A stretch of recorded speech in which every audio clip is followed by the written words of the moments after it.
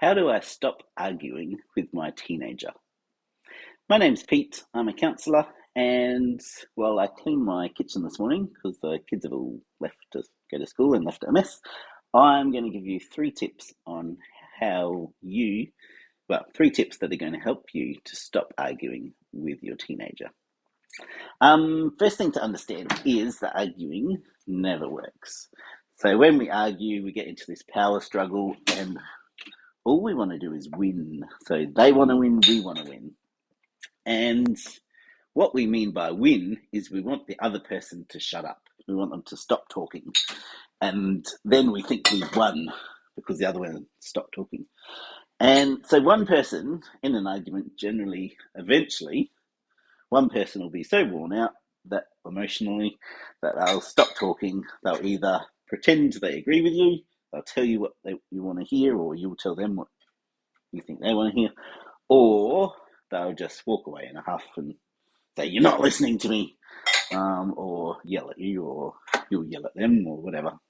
So nobody actually wins a power struggle, and that's what an argument is. We also, another issue is that we try to control our kids a lot, and try to tell them what to do, and because we are a bit wiser than them, we've been around the sun a few more times than them. So, but they don't really acknowledge that or recognise that. The problem with telling them what to do all the time is that they don't learn how to make good decisions for themselves. So we might be great at making good decisions, so we might tell them what we think they should do all the time, but they actually have to learn this skill as well. So our job is not to control them, but our job is to help them learn how to make good decisions. Okay, so keep that in mind when I give you these tips. So tip number one is pretty simple, but extremely hard to do when you're getting stuck in power struggles. Tip is to, when you're having an argument, to actually listen to the other person's point of view, listen to your teenager, and try and understand what they're saying and why it's important to them. So, give you an example. My daughter might like to spend, she does, like to spend half an hour in the morning in the bathroom. You've only got one bathroom, so it makes a bit of a problem. So she spent a lot of time in there and makes it hard for the rest of the family. So we might have an argument about it. What I can do is I can actually listen to her perspective and try and understand why it's important to her to spend half an hour in the bathroom in the mornings. So anyway, I'll say, "Hey, you're spending a lot of time in the bathroom in the mornings. What's going on? What's happening?" And she'll probably say, "Well, Dad, quite a lot of stuff to do. Got to do my skincare routine and look after myself and everything like that." And I'll say, "Oh, okay. Why is that important to you?"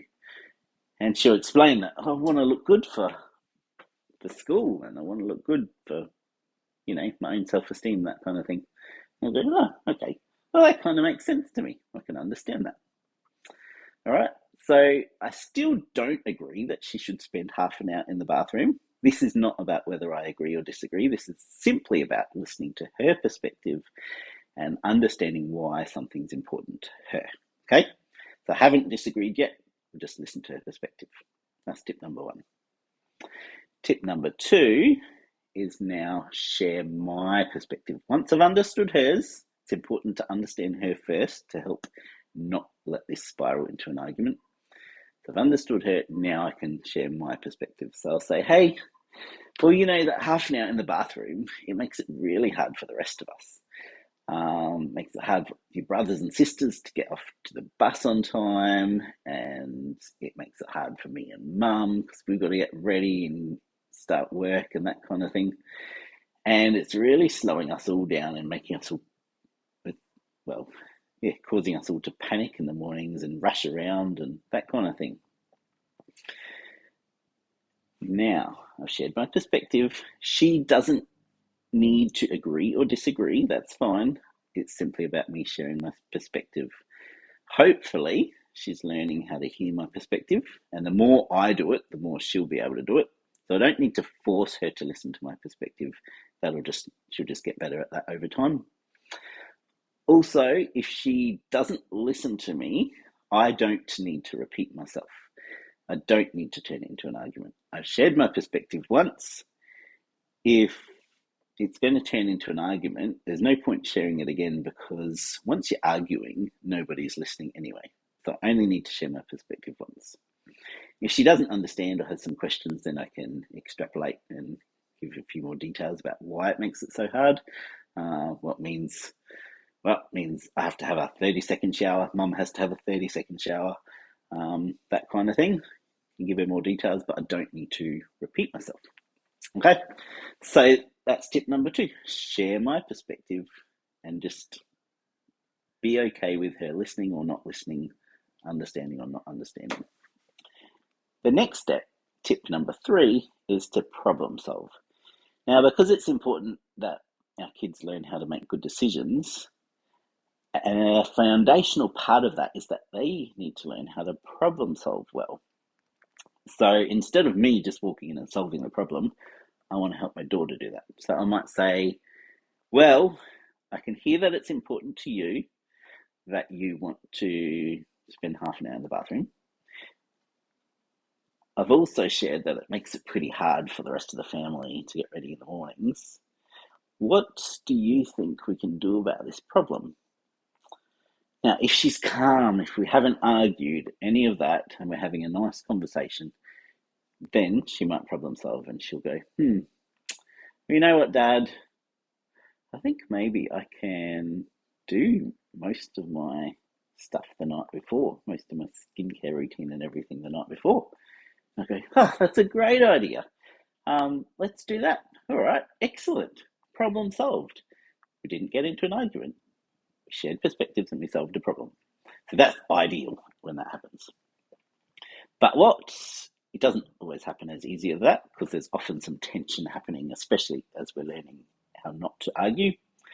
So I can still say to her, what do you think we can do to solve this problem? And she might say, oh, you're not listening to me, Dad, and walk away in a huff or try and get into an argument. Now, I want to make one thing clear. It is my job to stop the argument happening, not hers. So even if she tries to get into an argument, that's okay. It's my job as the parent to put the brakes on. So I'll say, don't want to argue, just want to think about some ways to solve this problem. And then I might, if she hasn't wanted to come up with any ideas, I might come up with a couple of ideas.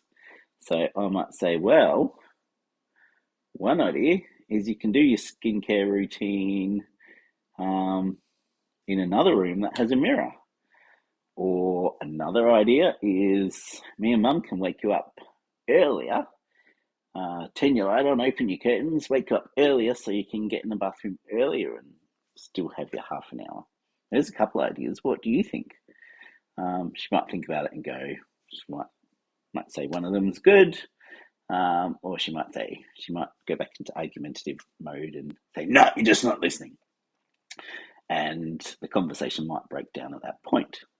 So if the conversation breaks down, just leave it, walk away, and then I can actually put in one of my solutions into place. So I'll say, okay,